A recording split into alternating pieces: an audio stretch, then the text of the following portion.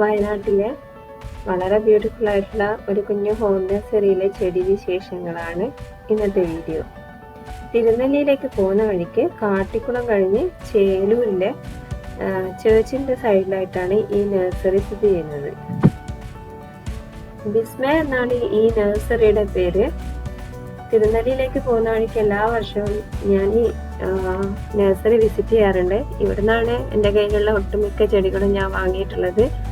കഴിഞ്ഞ വീഡിയോയിലിട്ട ഇപ്പോമിയ ഹോസ്റ്റലെ ഇവിടുന്ന് വാങ്ങിയതാണ്.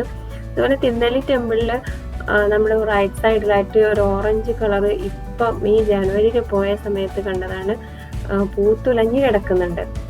ആ ചെടിയുടെ എന്താ പറയണ്ടേ, ചെറിയ കുഞ്ഞു ചെടി നമുക്ക് ഇവിടുന്ന് വാങ്ങാൻ കിട്ടും. അതൊരു വൈനാണ്, മുകളിലോട്ടേക്ക് കയറി പോകുന്നത്. പിന്നെ ഇവരുടെ വീട്ടുമുറ്റത്ത് കിടക്കുന്ന എല്ലാ ചെടികളും അപാര ഭംഗിയാണ്. വളരെ സെലക്റ്റീവ് ആയിട്ടുള്ള വെറൈറ്റിയാണ് ഇവിടെ ഉള്ളത്. പക്ഷെ ഉള്ള ചെടികളെല്ലാം നല്ല ഹെൽത്തി ആണ്.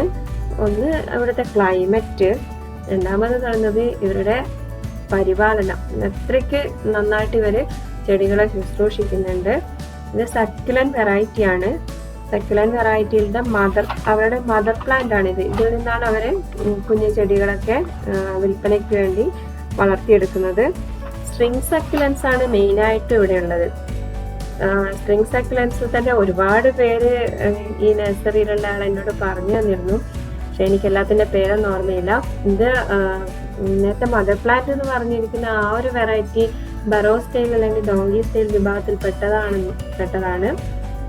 പിന്നെ സ്ട്രിങ് ഓഫ് പേഴ്സ് ഉണ്ട്, സ്ട്രിങ് ഓഫ് ബനാനാസ് ഉണ്ട്, സ്ട്രിങ് ഓഫ് മാംഗോസ് ഉണ്ട്, സ്ട്രിങ് ഓഫ് ടിയേഴ്സ് ഉണ്ട്. അങ്ങനെ ഒരുപാട് വെറൈറ്റി സ്ട്രിങ് സക്യുലൻസിൻ്റെ ഉണ്ട്. പിന്നെ ഈ ഹാങ് ചെയ്ത് കിടക്കുന്ന ചെടിയെ കുറിച്ചാണ് എനിക്ക് പ്രത്യേകം പറയാനുള്ളത്. ഒരിക്കൽ കണ്ടു കഴിഞ്ഞാൽ നമുക്ക് മറക്കാൻ പറ്റാത്ത അനുഭവമാണ് ഇത്. തമ്പോജിയ മൈസൂറിനസിസ് എന്നാണ് ആ ചെടിയുടെ പേര്. അല്ലെങ്കിൽ അതിന് കുറേ പേരുകളുണ്ട്. മൈസൂർ ട്രംപറ്റ് വൈൻ എന്ന് പറയും, ലേഡി ഷൂസ് വൈൻ എന്ന് പറയും, അങ്ങനെ കുറേ പേരുകളിലൊക്കെ അറിയപ്പെടുന്നുണ്ട്. ആ ചെടി ഞാൻ കഴിഞ്ഞ തവണ ഇവിടുന്ന് വാങ്ങിക്കൊണ്ടുപോയതാണ്. പക്ഷെ ഇത്രയും വലുതാവും എന്നുള്ള ഒരു ധാരണ എനിക്കില്ലാത്തതുകൊണ്ട് ഇതുപോലൊരു ഹാങ്ങിങ് പോട്ടിലായിരുന്നു വെച്ചത്. അപ്പം ഇവിടെ എത്തി ഇത് പൂത്ത് കിടക്കുന്നത് കണ്ടപ്പോൾ ഞാനത് മാറ്റി നിലത്ത് നട്ടിട്ടുണ്ട് ഇപ്പോൾ. അപ്പം അത് ഏകദേശം ജനുവരി മുതൽ മാർച്ച് വരെ, ജനുവരി മുതലല്ല, നവംബർ മുതൽ മാർച്ച് വരെയാണ് അതിൻ്റെ ഫ്ലവറിങ് സീസൺ എന്ന് പറയുന്നത്. ഏപ്രിലോട് കൂടി ഏകദേശം താഴെ വരെ ഇങ്ങനെ ബഡ്സ് ആണ്. ആ ബഡ്സ് വിടർന്ന് ഏപ്രിൽ ആകുമ്പോഴത്തേക്കും ആ പൂക്കൾ അങ്ങ് കഴിയും.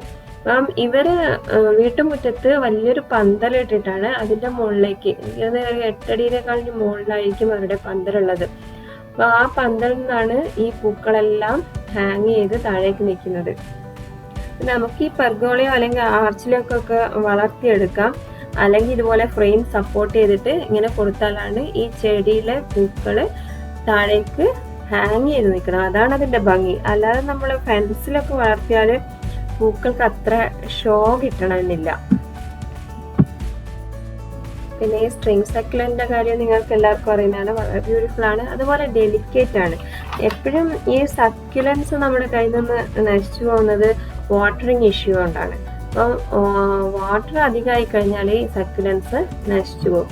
ഇദ്ദേഹത്തിൻ്റെ കയ്യിലുള്ള എല്ലാ ചെടികളും ഈ ഒരു ഷെയ്ഡിനകത്താണ്. ഇത് വലിയൊരു പന്തലിട്ടിട്ട് അതിൽ ട്രാൻസ്പെറൻ്റ് ആയിട്ടുള്ള ഷീറ്റ് കൊണ്ട് മറച്ചിട്ടാണ് മുൻവശമുള്ളത്. അത് നല്ല ഹൈറ്റിലാണ് വെച്ചിട്ടുള്ളത്. ഇത് ഇംപേഷ്യൻസ് ആണ്. ഇംപേഷ്യൻസിൻ്റെ ഒരുവിധം എല്ലാ കളറും ഇവിടെ ഉണ്ട്. ഡബിൾ കളർ ഉണ്ട്, ഡബിൾ പെറ്റൽസ് വരുന്നതുണ്ട്. ഇതിൻ്റെ ഒരുപാട് കുഞ്ഞു ചെടികൾ ഇവിടെ വിൽപ്പനയ്ക്കുണ്ട്. നമുക്ക് ഇവിടുന്ന് വളരെ ചീപ്പായിട്ടുള്ള പൈസയ്ക്കും വാങ്ങാൻ പറ്റും. ഒന്നിന് 30 റുപ്പീസ് ആയിട്ടാണ് ഈ ചെടി ഞാൻ വാങ്ങിയിട്ടുള്ളത്. ഈ ഇംപേഷ്യൻസ് അതുപോലെ ഷെയ്ഡ് അല്ലെങ്കിൽ പാർഷ്യൽ ഷെയ്ഡ് ഇഷ്ടപ്പെടുന്ന ചെടിയാണ്. ബ്രൈറ്റ് കളർ കൊണ്ട് ആണ് നമ്മൾ ഈ ചെടിയിൽ അട്രാക്റ്റഡ് ആവുന്നത്. പിന്നെ മിക്കവാറും കട്ടിങ്സും ആണ് കൊണ്ടാണ് ഇതിൻ്റെ പ്രൊപ്പഗേഷനും നടത്തുന്നത്. സീഡ്സിലൂടെയും പ്രൊപ്പഗേറ്റ് ചെയ്യുന്നുണ്ട്, പക്ഷെ മെയിനായിട്ടും കട്ടിങ്സിലൂടെയാണ് ഇത് പ്രൊപ്പഗേറ്റ് ചെയ്തെടുക്കുന്നത്. ഇതിനോട് ചേർന്നിരിക്കുന്ന ഒരു സൈഡ് മുഴുവൻ കോലീസ് ആണ് വെച്ചിട്ടുള്ളത്. കോളീസിൻ്റെ ഒരു പെറ്റ് ഉണ്ടാക്കിയിട്ടുണ്ട്. അധികം ഹൈറ്റിലൊന്നും പോയിട്ടില്ല, അത് പതിഞ്ഞിട്ടാണുള്ള നിലത്തോട് ചേർന്നിട്ട്. ഇംപേഷ്യൻസിനെ പോലെ തന്നെ റെഗുലർ വാട്ടറിങ്ങും 2 weeks കൊണ്ട് വളം ഇട്ട് കൊടുത്താൽ നല്ല കളറായിട്ട് തന്നെ നിൽക്കും. അതുപോലെ ബോഗൺവില്ലയും പോയിൻസെറ്റിയൊക്കെ ഇവിടെ സ്ഥലമില്ലാത്തതുകൊണ്ട് ചേർച്ചിൻ്റെ ഒരു സൈഡിലായിട്ട് വെച്ചിട്ടുണ്ട്.